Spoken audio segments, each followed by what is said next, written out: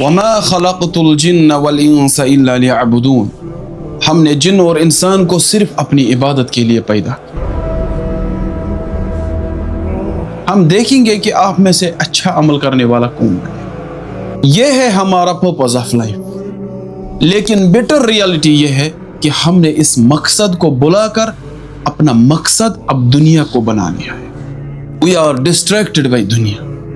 اسی لیے اللہ نے قرآن میں فرمایا ہے وَتُحِبُّونَ الْمَالَ حُبًّا جَمًّا، تم مال کو بے حد محبت کرتے ہو۔ اعلموا انما الحیات الدنیا لعب ولہو، اللہ تعالیٰ نے اس دنیا کو کھیل اور تماشا کے بغیر کچھ نہیں کہا۔ یہ دنیا سوائے کھیل کود کے کچھ نہیں۔ تاریخ گواہ ہے کہ قارون کے خزانے اور فرعون کی سلطنت دونوں اپنے مالک کو انجام سے نہ بچا سکے۔ یا ایہا الذین آمنوا علیکم انفسکم، اے ایمان والو اپنے نفسوں کی فکر کریں۔ لا یضرکم من ضل اذا اہتدیتم، آپ کو وہ انسان قطعاً نقصان نہیں پہنچا سکتا ہے جو ہدایت سے ہٹا ہوا ہے، اگر آپ ہدایت پہ ہیں۔ الی اللہ مرجعکم جمیعا فینبئکم بما کنتم تعملون، اللہ تعالیٰ کی طرف ہی لوٹنا ہے، ہر ایک انسان کو اللہ تعالیٰ کی طرف لوٹنا ہے۔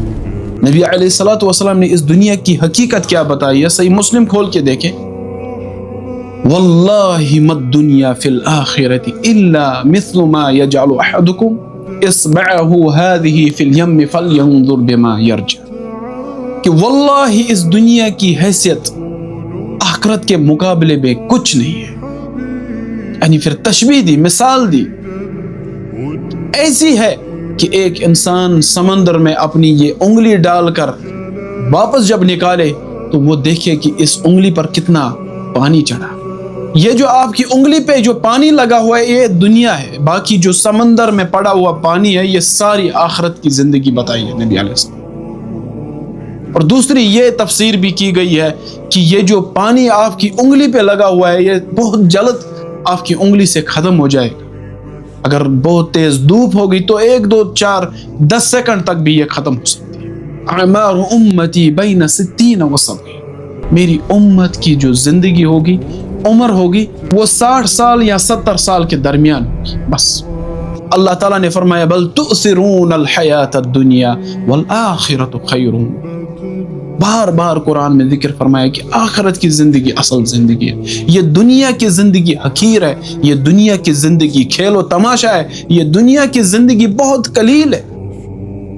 ان قارون کان من قوم موسیٰ فبغى علیہم، یہ موسیٰ علیہ الصلوۃ والسلام کی قوم کا ایک بہت بڑا تاجر تھا، بہت بڑا امیر شخص، لیکن ظلم کیا، اللہ تعالیٰ کو پہچاننے سے انکار کر دیا۔ اللہ تعالیٰ قرآن میں ذکر فرماتا ہے کہ میں نے ان کو یہ دولت وَآتَيْنَاهُ مِنَ الْكُنُوزِ، ہم نے ان کو یہ دولت دی۔ یہ دنیا ہمارے لیے نہیں ہے، الدنیا سجن المومن، یہ مومن کی جیل ہے۔ نبی علیہ السلام نے فرمایا کہ کن فی الدنیا کأنک غریب او عابر السبیل، آپ اس دنیا میں ایسے رہیں کہ جیسے ایک راہ سفر، جیسے ایک دنیا میں چلنے والا مسافر۔ لیکن نہیں، یہ دھوکہ ہے۔